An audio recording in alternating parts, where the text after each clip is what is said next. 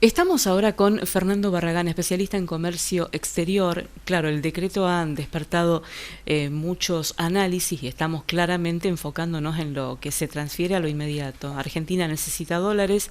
El gobierno ha dicho en el anuncio de este decreto que queda prohibido prohibir pensando en que puedan llegar justamente dineros a través de exportaciones. No se podrá prohibir exportar.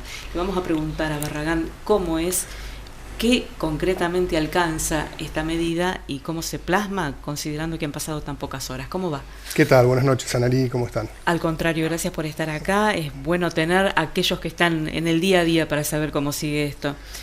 Sí. Del decreto y para lo que sea comercio, relaciones económicas con el mundo, ¿qué surge?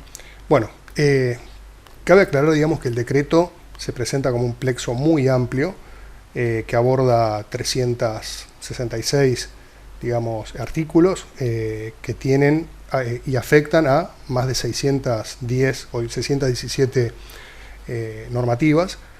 Es muy reciente, hay muchas cuestiones que se están debatiendo apenas, ¿no es cierto?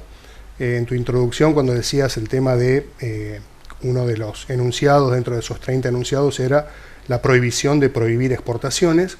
Yo creo que tiene que ver más que nada con el tema de la eliminación de cupos, por ejemplo, para lo que es la industria o la cadena de la carne, que no haya cupos para las exportaciones, es decir, una serie de desregulaciones que afectarían a las distintas cadenas.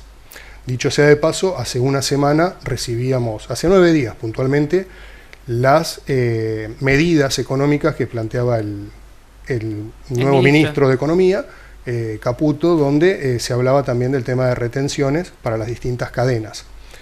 Entonces, en lo que tiene que ver con esa, digamos, frase de prohibido prohibir, me parece que pasa más por ese lugar, por el tema de los cupos y las restricciones a las exportaciones, pero también hay que ver qué ocurre con las importaciones debido al tipo de cambio. A ver, y ahí estaban las IRAs. Ahí estaban las IRAs que también dejaron de estar.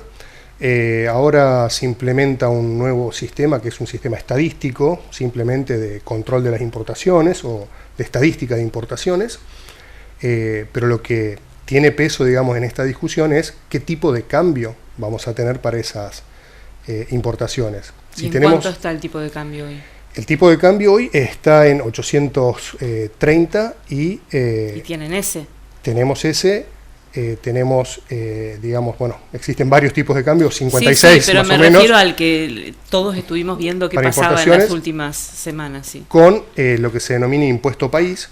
El oficial, digamos. Claro, el oficial y el impuesto país, que alcanzaría un 150% aproximadamente, teniendo en cuenta esa carga impositiva y cómo viene desarrollándose el tipo de cambio de dólar para importaciones. Tendríamos que hablar aproximadamente en corto plazo de un dólar de 2.050 pesos. Por lo tanto, ahí habría que ver cómo harían los importadores para poder importar.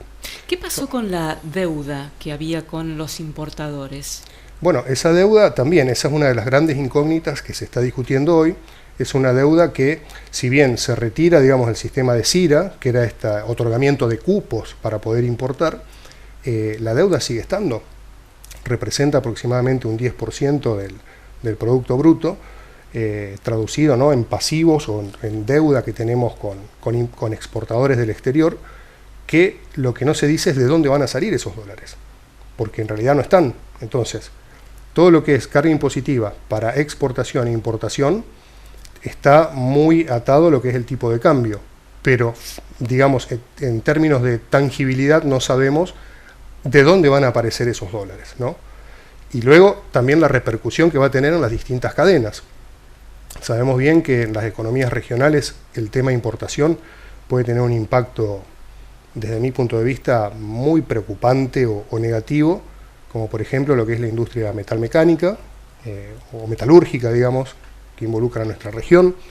En términos generales, digamos, de la Argentina, habría que ver qué pasa con los sectores que siempre se ven más afectados, que son textiles, calzado, algunos otros, importación de bienes más suntuosos, Entonces, estamos, digamos, en medio de un proceso de incógnitas donde muchos equipos técnicos de las diferentes cadenas todavía al día de hoy están debatiendo. ¿Es beneficioso lo que ha pasado en relación al dólar? Porque están aplicando retenciones a sectores que no las tenían.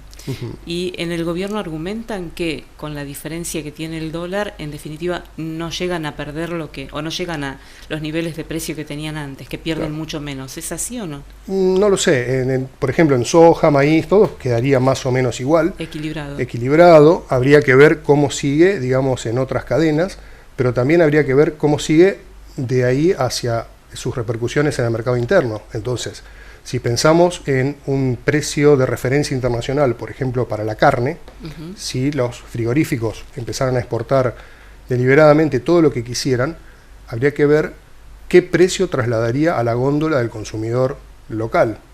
Y lo más importante, Analí, que esto es la gran pregunta que yo tengo, digamos, en todas mis charlas, es si nosotros vamos a tener un kilo de carne a 18.000 pesos, por decir cualquier número, 15.000 pesos, es en qué momento mejorarían los ingresos para que la sociedad, la población, el ciudadano de a pie, pueda tener la capacidad económica de adquirir ese kilo de carne o todos los insumos que vienen aumentando, mejor dicho, todos los alimentos que vienen aumentando entre un 20 y un 100% en menos de 15 días.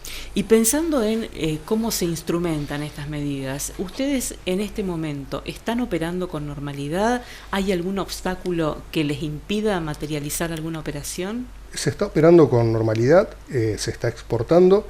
Lo que se está ahora poniendo un poco sobre la mesa es el costo de las materias primas.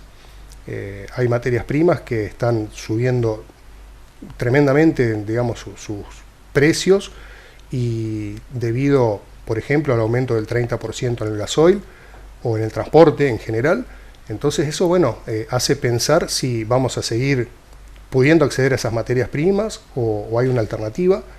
Digamos, es un momento... ¿Eso es nacional o importado? Nacional.